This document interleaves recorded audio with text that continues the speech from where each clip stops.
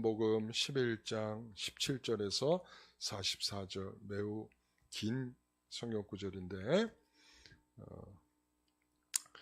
우리 한 절씩 교독해서 읽도록 하겠습니다. 요한복음 11장 17절에서 44절. 예수께서 와서 보시니 나사로가 무덤에 있은지 이미 나으리라.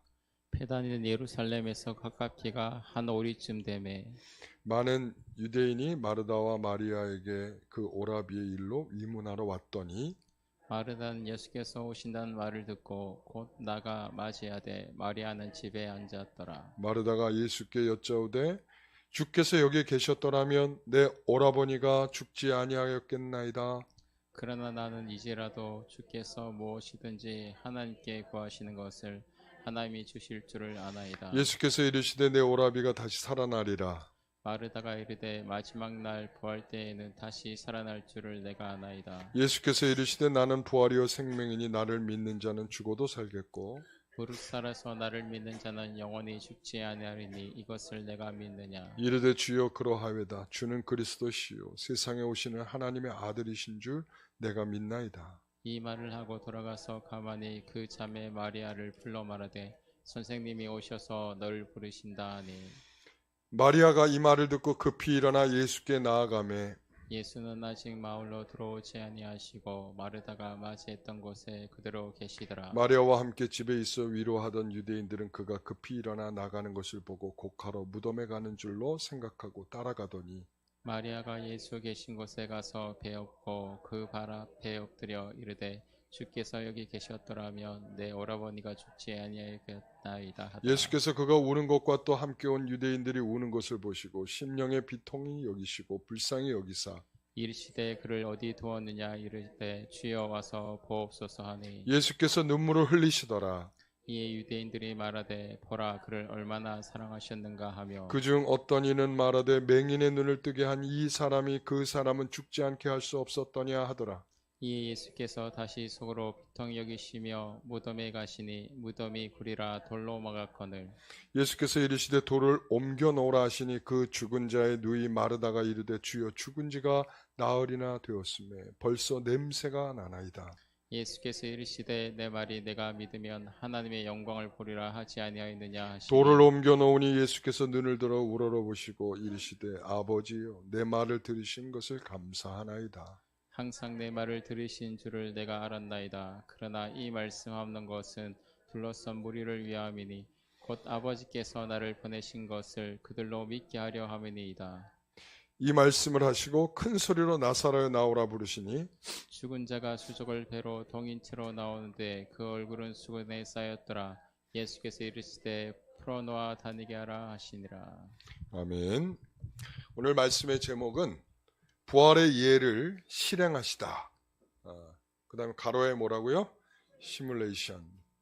우리가 시뮬레이션이라고 하는 것은 어떤 실제가 시행되기 전에 모형을 만들어 놓고 그 모형을 통해서 실제와 같이 그러니까 실험을 하는 거예요.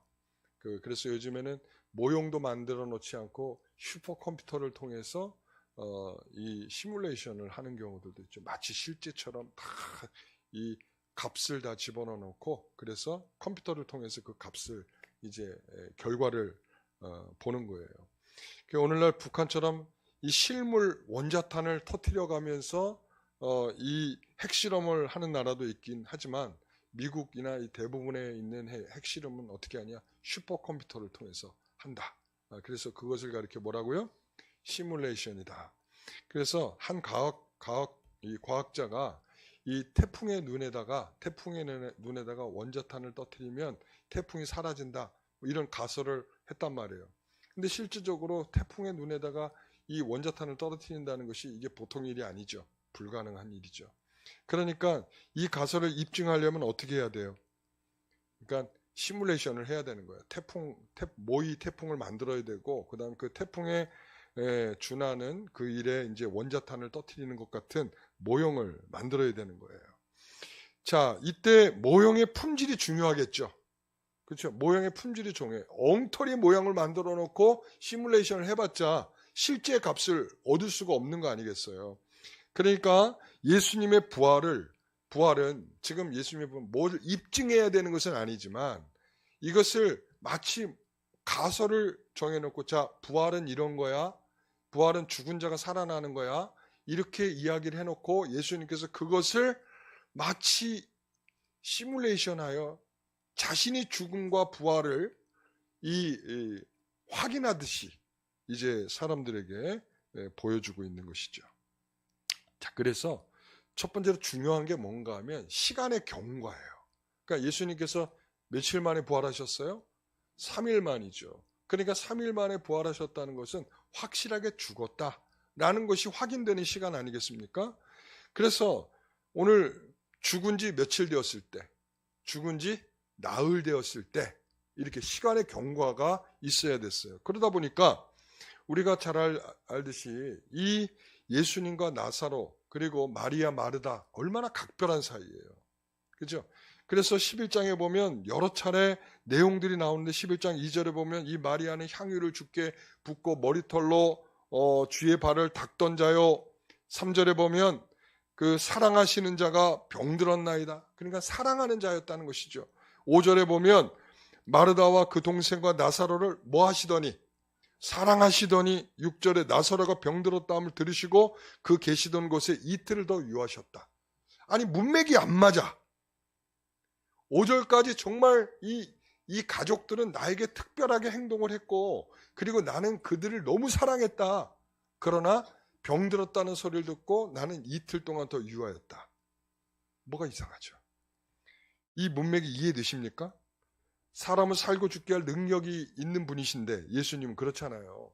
그러니까 이렇게 친근하고 이렇게 사랑하고 이렇게 나를 위해서 헌신했던 이 나사로 그 가족을 위해서 그리고 나사로의 죽음에 대해서 빨리 갔어야죠. 듣는 순간 갔어야죠. 이게 문맥이 맞는 거 아니겠어요? 2절에서 설명하듯이 마리아는 향유를 엄청난 가격의 향유를 예수님의 발에 붓고 그리고 머리카락으로 종처럼 이것을 쓸으면서 예수님의 장례를 준비했다라고 칭찬받았던 여인 아니었습니까? 그런데 그 정도 헌신하는 가정이었으면 예수님이 그 소식을 듣자마자 엄청나게 뛰어가가지고 바로 그 상황을 뭔가 역전시키는 그런 일들이 있었더라면 좋았을 텐데 그렇게 하지 않았다는 거예요. 마치 죽기를 기다린 것처럼 이틀이나 더 유했다 이렇게 얘기하고 있어요. 그러면서 17절에 예수께서 와서 보시니 나사로가 무덤에 있은 지 이미 나흘이라. 그러니까 이틀을 더 유하고 얼마나 천천히 걸어왔는지 또 이틀이 지난 거야. 그러니까 며칠이 지났어요? 그래서 나흘이 지났어. 나흘이. 자, 그러니까 마르다가 예수님을 만나서 마중 나와서 예수님을 맞이할 때 마르다가 뭐라고 그래요? 예수님 일찍 오셨으면 우리 오빠가 죽지 않았을, 우리 오라비가 죽지 않았을 텐데요. 이게 마르다만 똑같이 이 생각을 한 게 아니라 마리아도 똑같이 생각을 했죠. 자, 지금 상황이 어떻게 되는 거냐면 예수님께서 오셨을 때 마르다가 1차 와서 만나고 그 다음에 2차로 누가 만나요? 마리아가 만나. 그런데 마르다가 한 말과 마리아가 한 말이 똑같아. 일찍 오셨더라면 우리 오라비가 죽지 않았을 텐데요. 이 말을 동일하게 했단 말이야. 그러니까 예수님은 적어도 있잖아요. 생명을 주관하시는 분이고 그리고 또한 병든 자를 고치는 분이시고 놀라운 기적을 행하실 수 있는 분이라고 하는 것을 이 가족들은 믿고 있었다라고 하는 것을 알 수 있겠죠. 그러니까 그 중에 또 섞여 있던 사람도 이렇게 말을 해요. 37절에 자, 맹인의 눈을 뜨게 한 이 사람이 그 사람은 죽지 않게 할 수 없었더냐? 이런 거죠. 그러니까 이 사람들도 정보를 다 알고 있는 거야. 어떻게? 맹인의 눈을 뜨게 할 정도로 굉장히 실력 있고 능력 있는 사람이 왜 진작 안 와가지고 왜 이렇게 나사로를 죽게 하는 일까지 했느냐? 지금 거기에 약간 좀 원망 비슷한 그런 모습으로 나타나고 있는 거죠. 자, 여러분 물론이죠. 예수님은 나사로의 병든 나사로를 고치고도 남으실 만한 분이죠. 예수님은 이 하나님과 동등하신 분으로서 동등한 본질을 갖고 있는 분으로서 창조주시죠. 창조주로서 만드시기도 하시는 분인데, 사람을 만드시기도 하시는 분인데, 그 사람의 병든 것을 고치는 건 당연하게 행하실 수 있는 분이죠. 그러나 뭐가 필요했어요? 시간의 경과됨이 필요했다. 죽은 지 며칠이 되어야 하는 시간적인 경과가 필요했다. 이것은 병든 사람을 왜 못 고쳤느냐 이런 문제가 아니라, 처음에 예수님께서 나사로가 죽었다는 소리를 들었을 때 이것은 죽을 병이 아니고 뭐라고 그래요? 하나님의 영광을 위한 것이다. 아예 예수님은 전제하고 계셨어요. 이거는 그냥 단순히 죽음, 그런 문제가 아니고 하나님의 영광. 아직까지 그들은 무슨 영광인지 어떤 영광인지 몰랐죠. 그러나 주님은 다 계획에 있었어. 안 가시는 이유도 계획에 있던 거고, 그러니까 어쩌다 보니까 안 간 게 아니고, 바빠서 안 가신 것도 아니고, 내가 서둘러서 갔으면 충분히 가고도 남을 시간인데도 불구하고 나흘이나 걸려서 오셨단 말이죠. 이유가 있는 거죠. 죽은 지 나흘이 되면 이제 물리적으로는 다시 살아날 수 없는 시간이죠. 그러니까 일반적인 법칙으로는 다시 살 수 없는 거예요. 여러분, 우리가 장례를 다 치러봐서 알잖아요. 우리가 죽은 지 얼마 되지 않아서도 요즘에는 다 어디에다가 넣어요? 냉동실에 넣잖아. 그러니까 다시 살아나려고 해도 살아날 수가 없어. 원래 장례를 바로 안 치르는 우리 관습은 혹시라도 이 죽었는데 다시 살아날 수 있는 그게 있기 때문에 장례를 지내는 동안에 자꾸 확인을 해야 되는데 확인할 수가 없어. 냉동실에 들어갔는데 뭐 이제 더 이상 살아날 수가 없는 거죠. 그러니까 일반적인 법칙에 의하면 사람들은 죽은 자가 다시 살아날 거라는 것은 일반 법칙에서는 생각할 수가 없는 것이죠. 그러니까 그 정도쯤은 돼야 돼. 그래야 뭔가 부활을 말할 수가 있는 거죠. 시간의 경과가 필요한 거야. 그러니까 예수님의 조건과 비슷해야 돼. 예수님 며칠? 이제 3일이죠. 그런데 이 나사로는 며칠? 나흘. 그러니까 한 끗을 더 높이셨어요. 자, 그래서 39절에 보니까 주여 죽은 지 나흘이 되었음에 벌써 냄새가 나나이다. 그러니까 이 말은 뭐예요? 도대체 우리의 방법으로는, 우리 일반적인 법칙으로는 살 수 없어요 라는 말을 하고 있는 거죠. 자, 그렇다면 이제 충분한 시간이 지난 거죠. 자, 조건이 충족됐어요. 시뮬레이션을 하려면 원래 하려는 것과 동일한 조건이 돼야 되죠. 그렇기 때문에 조건이 이제 된 것이죠. 자, 두 번째, 부활의 메시지. 자, 예수님이 이곳에 계셨더라면 내 오라비가 죽지 않았을 텐데요. 그랬을 때 마르다에게 예수님께서 뭐라고 얘기를 하십니까?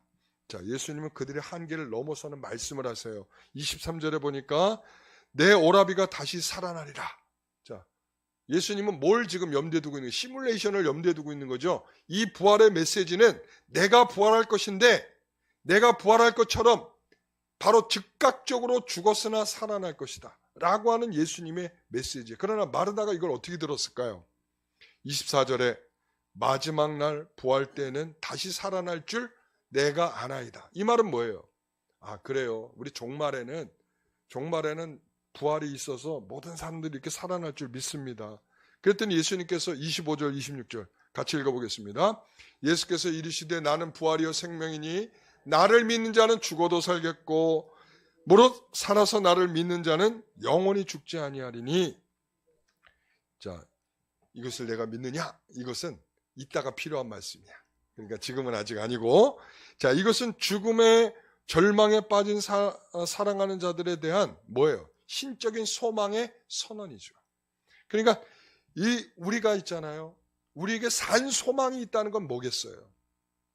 우리가 장례를 치르면서도 우리 안에 소망이 생기는 이유는 뭡니까? 부활이죠. 주님께서 부활하신 것처럼 부활할 줄 믿습니다. 그렇기 때문에 울다가도 눈물이 뚝 끊치는 거지. 왜? 그 부활의 주님처럼 다시 부활할 것을 우리의 부모나 우리의 가족이 먼저 지금 우리와 가까이 할 수 없도록 이별하고 떠나게 되지만 그러나 다시 만나게 될 줄 믿는 거죠. 죽음은, 이 부활은 죽음의 건너편에 서는 것이고요. 부활은 죽음을 공격하는 거예요. 부활은 죽음과 싸워 승리하는 것입니다. 그게 부활이에요. 여러분, 부활이라고 하는 것이 간단한 논리가 아니고 부활은요, 죽음과 싸워서 이기는 것이다. 굉장한 일이죠. 여러분들도 한번 그렇게 선언해 보세요. 부활은 뭐라고요? 죽음과 싸워서 이기는 것. 죽음의 저 건너편에 서는 것. 이게 뭐라고요? 부활이다. 이 생명은 주님께서 말씀하신 무릇 부활이요 생명이니에서의 생명은 죽음의 공격을 막는 것이다. 그래서 부활이며 생명이신 예수님은 죽음을 초월하고 죽음을 이기실 것을 선언하고 계시는 거죠. 그래서 우리는 나는 부활이요 생명이라고 하시는 예수님의 이 관계를 통해서 뭘 넘어서는, 그 한계를 넘어서는 거예요. 죽음이면 끝! 다시 못 봐! 이제는 우리가 헤어져서 더 이상은 아무것도 아니야! 이게 아니고 우리는 그 죽음 저편에 서게 되는 거야. 무엇으로? 부활의 편에 서게 되는 거죠. 우리는 모두 다 주님과 함께 부활하게 될 그 부활의 편에 서게 되는 것, 오늘 이 메시지요, 이 선언인 줄 믿습니다. 그래서 주님께서 뭐라고 이것을 내가 믿느냐? 이렇게 묻는 거예요. 다시 한번, 이것을 내가 믿느냐? 자, 할렐루야. 예, 여러분 믿느냐 그럴 때 여러분 아멘 하셔야죠. 이건 부활의 주님에 대한 소망이 내게 있습니다. 우리는 부활을 믿습니다. 우리에게 말씀하신 이 선언은 우리에게 주시는 선언인 줄 믿습니다. 여러분, 그래서 예수님께서 마르다에게 이렇게 선언하고 말씀하실 때 이 여인은, 이 마르다는 여전히 어떤 개념 속에 있는 것이냐면 구약 성도들에게 들려주셨던 그 메시지에 있는 거예요. 시편 16편 10절에 보면 내 영혼을 수월에 버리지 아니하시며, 이거예요. 이제 마지막 날에 이제 구원을 하실 것인데 너희들을 수월이라고 하는 건 무덤을 말해요. 무덤. 너희들에게 그 무덤 속에 두고 끝나는 게 아니라 너희의 육신을 다시 살게 할 것이다. 호세아 6장 2절 여호와께서 이틀 후에 우리를 살리시며 셋째 날에 우리를 일으키시리니 하셨던 이 엄청난 메시지를 통해서 그들은 부활이 있다. 부활이 있다. 그래서 당시 구약 신앙을 갖고 있었던 성도들은 성전 동편 쪽에, 왜냐하면 메시아가 올 때 부활이 일어난다고 그랬거든. 그러니까 메시아가 올 때 감남산에서 메시아가 넘어올 때 이제 부활이 일어나기 때문에 무덤들이 다 어디에 쏠려 있냐면 거기에 있어. 동편에. 그러니까 거기 가면 요단이란다. 저기 성전 동편을 보면 맨 무덤이야. 맨 무덤. 그래서 우리가 예전에 그 감남산에서 이렇게, 저는 예전에 이렇게 걸어서 이렇게 내려온 적이 있거든요. 감남산에서 이 감남산에서 베다니로 넘어가기도 하고 그 베다니에서 감남산으로 이렇게 넘어오거든요. 그러니까 예수님께서 여기를 예루살렘으로 왔다가 그쪽으로 갔다가 하는 길들이 바로 그 산을 넘어서 이렇게 갔을 것으로 생각이 되는데, 그때 이 감남산에서 이 메시아가 오시게 되면 어떤 일이 벌어지느냐? 그러면 동편문을 열고, 그리고 난 다음에 그 땅 속에 지금 묻혀 있는 성도들이 뭐 한다? 부활한다. 그래서 예전에 그 쉰들러 리스트 있잖아요. 쉰들러 리스트 영화 보셨죠? 거기에 보면 그 쉰들러가 유대인들을 범랑을 이렇게 팔아가지고 그들을 다 돈을 지불해가지고 그들을 살려내잖아요. 그래서 유대인들이 그것에 대한 고마움을 가지고 이 쉰들러를 어디에다가 묻어줬을까요? 그 예루살렘 동편에다 갖다 묻었어. 자, 너도 우리랑 부활할 때 같이 부활하자. 이런 마음인 거죠. 그러니까는 여러분, 이 구약 성도들에게 있어서는 그거예요. 그날이 되면, 종말이 되면 이렇게 부활이 이루어질 것을 믿습니다. 이러고 있다. 그러나 지금 주님께서 말씀하시는 건 뭐예요? 나는 부활이요 생명이다. 그 부활의 믿음의 중심에는 누가 있다? 내가 있다. 이제 죽음과 관련돼서 예수님께서 여러 번의 사건이 있었잖아요. 회당장 야이로의 딸을 죽었는데 살리시고, 그 다음 나인성 과부의 아들을 죽었는데 살리시고, 여러분 거기에는 부활의 내용이 없어요. 생명의 주인이신 예수 그리스도를 나타내시기 위해서 죽은 자를 살리셨다면, 여기에서는 무엇과 결부를 시키고 나사로에 살리는 것은 무엇과 결부되는 거예요? 부활이에요. 부활. 예수님에 대한 뭐요? 시뮬레이션이야. 부활에 대한 시뮬레이션. 그러니까 이 마르다는 이렇게 고백을 하죠. 요한복음 11장 27절에 이르시되 주여 그러하외다. 주는 그리스도시요 세상에 오시는 하나님의 아들인 줄 내가 믿나요. 이거 누구의 고백과 비슷하네요? 베드로의 고백과 비슷하죠. 예? 주는 그리스도시요 살아계신 하나님의 아들이십니다. 이렇게 고백했던 베드로의 고백과 굉장히 유사하단 말이에요. 자, 그리고 그 의미적으로 봐도 약간 유사함이 있어. 약간 실제적으로 정말 알고 한 고백이냐 라고 하는 건 베드로도 마찬가지잖아요. 네? 나중에 야 네가 제대로 알지도 못하고 한 소리구나, 이렇게 결국은 이제 예수님께 혼쭐이 나듯이 지금 이 여인도 마찬가지예요. 마지막 날에 그렇게 될 줄 믿습니다 하고서는 예수님이 하신 말씀을 이렇게 들었단 말이에요. 그러고 난 다음에 나중에 가서 죽은 지 나흘이 됐고 지금 냄새가 납니다 했던 게 누구예요? 마르다예요. 그러니까 결국 이런 얘기를 듣고 주는 그리스도십니다, 하나님의 아들이십니다 하고서는 꼭 마치 지금 예수님께서 부활의 주라고 하는 것에 대해서 충분히 인식하고 믿은 것처럼 이야기를 하지만, 뒤에 가서 다시 이야기하는 걸 들어보면 베드로하고 똑같아. 허당이야 약간. 자, 분명한 것은 뭐냐면 이는 저를 믿는 자마다 뭐 한다는 거예요? 영생을 얻는다. 이 부활은 무엇과 연결된다? 믿음과 연결된다. 그러니까 부활은요, 믿음을 통해서 얻게 되는 결실입니다. 그러니까 믿음이 없이는 예수님의 부활을 우리가 머리로 계산해서 확인될 수 있는 바가 아니다. 여러분, 머리로서 이해해서 난 부활을 절대 내가 믿을 수 없어 하면서, 야 세상에 봐봐, 부활이 우리가 일반적인 법칙으로 될 수 있는 일이야? 여러분, 그러기 때문에 뭐가 필요하다는 거예요? 믿음이 필요하다는 거야.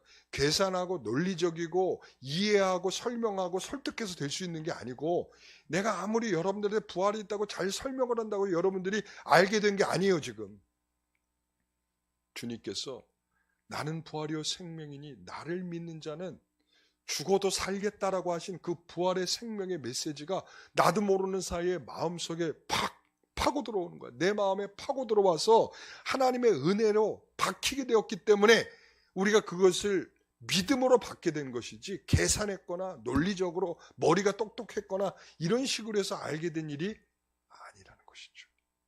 여러분, 주님께서 부활의 메시지를 분명하게 주셔서 이 시뮬레이션 하는 이 분명한 방향을 그들에게 알려주셨다. 세 번째는 예수님께서 눈물을 흘리셨어. 자, 이번엔 누굴 만나냐면 마리아를 만나게 됩니다.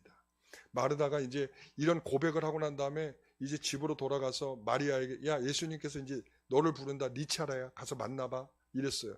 그래서 이 마리아가 예수님 어디 계시지 하고 찾아보니까 마르다를 만난 그 자리에 예수님께서 여전히 그 자리에 기다리고 계시는 거야.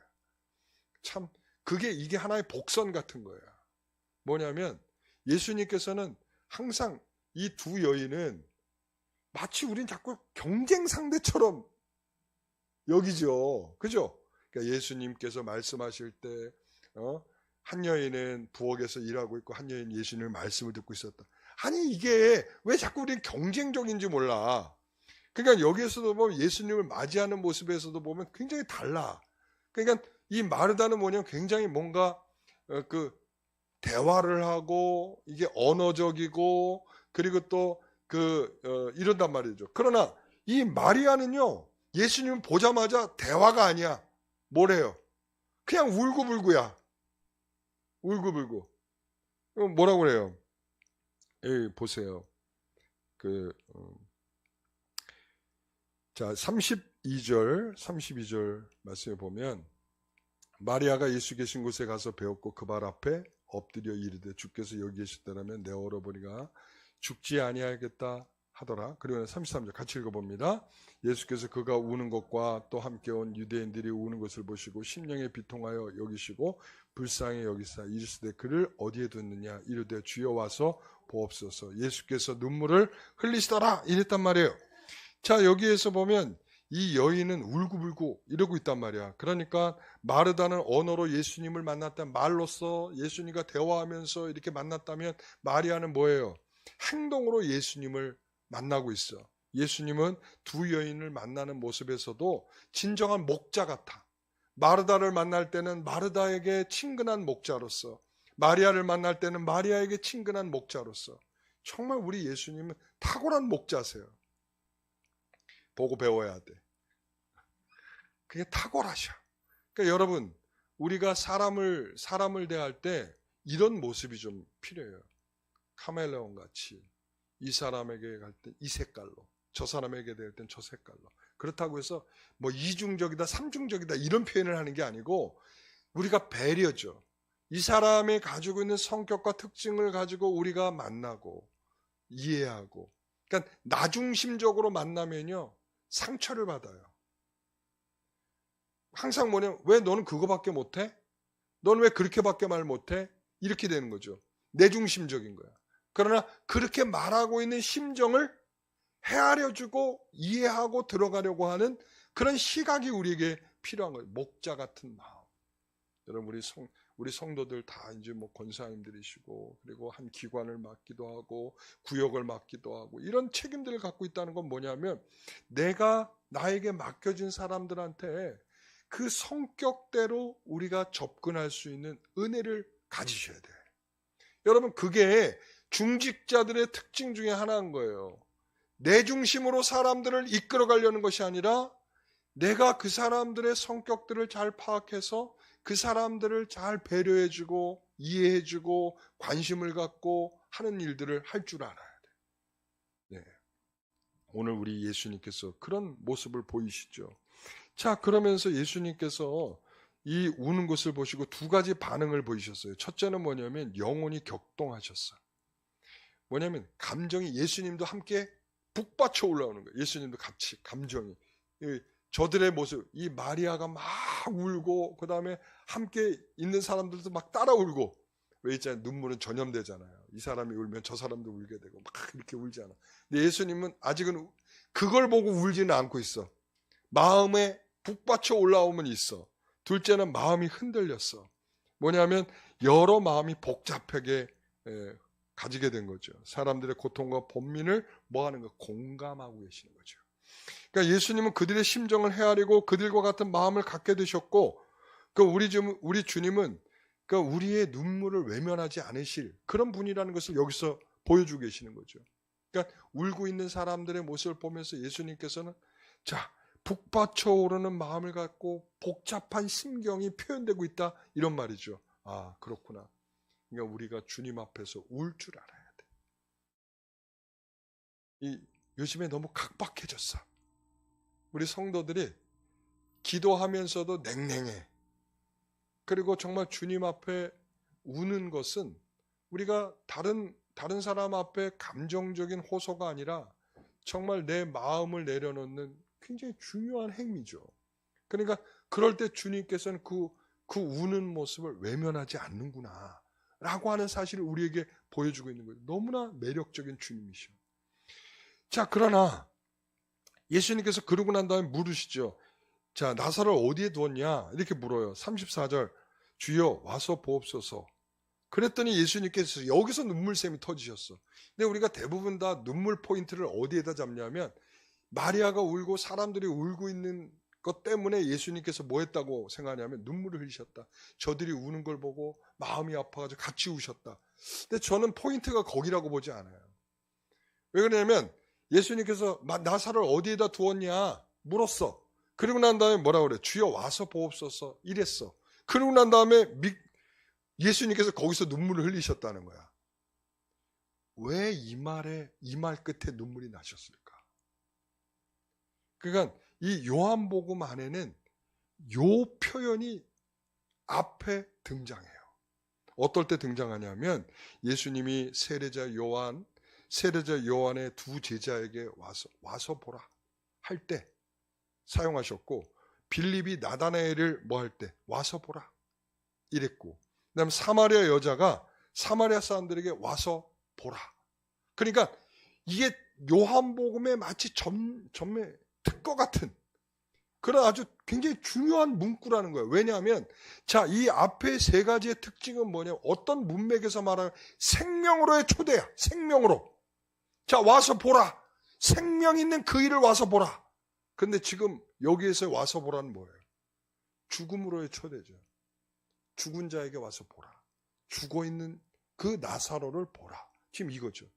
지금 이게 이 예수님께서는 지금 이 문맥은 생명으로 이끄는 메시지로 사용되었는데 죽음의 메시지로 바뀌었다는 거야. 그렇기 때문에 여기에서 예수님께서 눈물을 흘리고 있는 거죠. 그러니까 예수님의 감정은 감정적인 철이라고 하기보다는 이 생명의 메시지가 뭘로 죽음의 메시지로 바뀐 것에 대하여 예수님 마음이 울컥하신 것 같아. 이해가 되시죠? 그러니까 뭐 때문에 운 게 아니다? 뭐 때문에 운 게 아니다? 예? 사람들이 우니까 나사로를 너무나 사랑했기 때문에 나사로가 죽은 나사로 때문에 울었다. 이거 아니고, 그 다음에 울고 있는 그들이 너무나도 불쌍해서 울었다. 이것도 아니고, 울고 있는 그들이 믿음이 없기 때문에 울었다. 이것도 아니고, 뭐 때문에요? 생명의 메시지가 죽음의 메시지로 바뀐 것에 대하여 마음이 아파 우셨다. 이거라는 거죠. 여러분, 그래서 예수님의 눈물의 의미가 여기서 나타나는 거고. 자, 네 번째. 내 말이 내가 믿으면 하나님의 영광을 버리라. 이랬단 말이죠. 자, 예수님은 나사로를 사랑하셨어요. 예수님은 나사로를 사랑하셨기 때문에 그를 다시 살게 하고자 하시는 것이 아니라 뭐 때문에 그랬다고 그랬죠? 부활에 대한 시뮬레이션이라고 했죠. 제가 우리 아버지께서 91년도에 돌아가셨거든요. 이제 그 당시만 해도 그 장례 문화가 장례식장에서 하는 사람들도 있기는 했지만 우리는 이제 집에서 했어요. 집에서. 그러니까 그때 집에서 이제 모셨거든요. 집에 모시니까. 그러니까는 저는 우리 아버지가 너무 일찍 돌아가셨거든. 그러니까 50도 안 돼서 49에. 그러니까 제가 무슨 생각을 했냐면 나사로처럼 혹시라도 우리 주님께서 살려주시지 않을까. 그래서 제가 자꾸 가서 봤어요. 혹시라도 살아나시는 게 아닐까. 그리고 피부도 그렇고 여전한 거예요. 여전히 꼭 마치 주무시는 것처럼 그렇게 계시니까 야, 이거 곧 살아나시는 거 아니야. 근데 장례가 하루 이틀 3일 발인 때가 되었어도 다시 살아나질 않으시더라고. 그래서 그런 일은 보편적으로 일어나는 일이 아니다라는 것을 제가 알게 됐죠. 나사로의 사건은 보편적인 사건이 아니다. 뭐 때문에 연결된 거예요?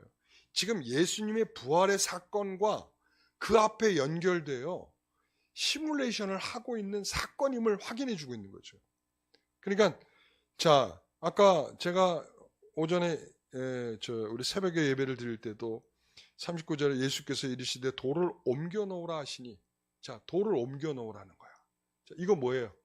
이제 앞으로 무덤이 이렇게 열리게 부활은 이렇게 무덤이 열려서 무덤 안은 어떻게 돼 있어요? 어둡죠. 그리고 죽음이고 소망이 없어요. 그러나 문이 열리는 순간 어때요? 이제 빛이 들어오고 소망이 생기고 생명의 일이 열리게 되는 거죠. 그러니까 이 돌이 옮겨졌다라고 하는 의미는 단순한 게 아니야. 당연히 무덤이 열려야만 나올 수 있죠. 그러나 부활의 주님은 어떤 특징을 갖고 있어요? 문을 꽁꽁 걸어 잠고 있어도 돌아가고 나오시는 분이에요. 제자들을 만나러 갈 때 그랬잖아요. 그런데 이 무덤의 문은 꼭 열려 나오나요? 아니에요.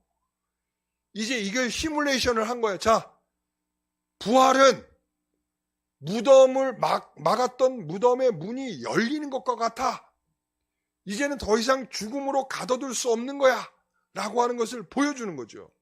그래서 예수님의 부활이 이렇게 될 거야 라는 것을 확인시켜 주는 거예요. 그러니까 죽은 지 벌써 나흘이나 돼서 냄새가 풀풀 나지만 다시는 살아날 기미가 없지만, 그러나 정상적으로 회복할 그런 일이 불가능하지만 나사로는 죽음에서 돌이킬 수 없는 상태이지만 예수님은 부활의 권능으로, 그리고 또한 생명의 주권으로 그를 다시금 살게 하셨다 이거예요. 자, 이걸 말씀하시면서, 이걸 보이시려고 하시면서 40절의 말씀이 중요한 거예요. 같이 읽어보겠습니다. 예수께서 이르시되 내 말이 내게 믿으면 하나님의 영광을 보리라 하지 아니하였느냐 하시니. 자, 이 영광이 어떤 영광이었어요? 예수님께서 나사로의 죽음을 자, 이제 나사로가 병들었습니다 하고 전갈이 왔을 때 예수님께서 뭐라고 그랬어요? 이것은 죽을 일이 아니고 영광을 위한 것이다. 자, 이제 그 영광을 구체적으로 알려주시죠. 그 영광이 뭐예요? 죽은 자가 다시 살아날 것을 내가 믿느냐? 그러면 뭘 보리라? 영광을 보리라. 아까도 말했죠. 이 부활은 무엇과 연결이 되어 있다고요? 믿음이에요. 믿음. 믿음을 통해서만 이 부활의 영광을 볼 수 있고 누리게 되고 하는 일이다. 이렇게 말씀하고 있는 것입니다. 자, 그러면서 나사로에게 나오라고 명령하고 44절에 보니까 그 얼굴은 수건에 쌓였더라. 예수께서 이르시되 풀어놓아 다니게 하라. 이것이 부활이라는 거예요. 부활은 이거야. 죽은 자가 이렇게 나와서 호흡을 다시 하게 되고 뛰어다니고 너희들이 보는 것처럼 이렇게 다시금 살아나는 것이 뭐라고요? 부활이야 라고 하는 것은 시뮬레이션의 완성편을 보여주고 있는 거죠. 이제 내가 살면, 내가 부활하면 바로 이렇게 되는 거야 라고 보여주고 계시는 거죠. 여러분, 오늘 우리는 주님께서 부활하심에 대해서 분명히 말씀하고 있어요. 우리는 이런 시뮬레이션이 아니어도 이미 이제 예수님께서는 부활하셔서 부활의 첫 열매가 되주셨어요. 그렇기 때문에 우리가 이제 이것을 믿으면 우리 또한 그 부활의 영광을 보게 될 것을 믿습니다. 여러분, 이 시뮬레이션, 이 예를 통해서 우리에게 나타내시려는 게 뭐예요? 그 영광을 너도 봐라 이거예요. 너도 봐라. 믿음을 가지고 너도 봐라. 믿음만 있으면 이것을 다 볼 수 있다. 이것을 말씀해 주고 있는 거예요. 오늘 사랑하는 성도 여러분, 오늘 우리가 그 믿음을 위하여 기도하십시오. 기도하겠습니다. 하나님 감사합니다. 주님께서 우리에게 베푸시는 은혜를 따라서 우리가 다 예수께서 부활하심을 믿고 따르는 자들이 되게 하셨음을 감사합니다. 오늘 말씀을 통해서 그 믿음을 주시옵소서. 우리 모든 성도들이 기도할 때에 그 흔들리지 아니하는 믿음을 주시옵소서. 예수님의 이름으로 기도하옵나이다.